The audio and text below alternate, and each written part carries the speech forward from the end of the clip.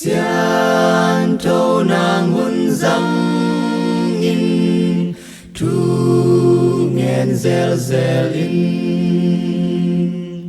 ama sunga in thun kivakin pasianta te polin anang te huin na khan na hi chang in dong khiang ngei kei in xian thâu nàng hun răng in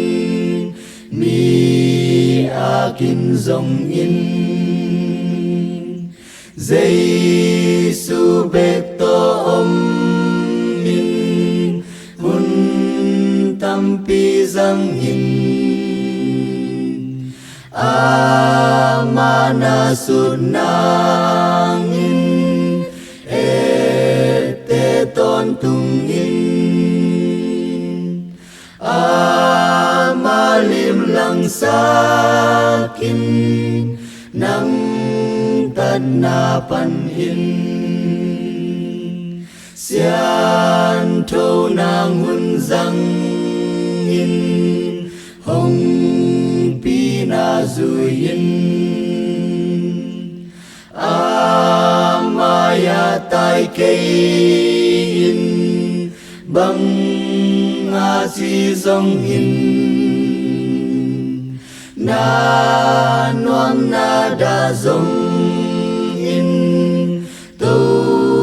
pa ma zui in Giêsu en ton tung in ma thu muang in xian thâu nàng hun răng in lung hi đi de in ngày sut a nam kim in ma uk sakin kha xiang thâu tua băng in ki kai sak le chin vang tung na xem ding in xiam ding sot lâu in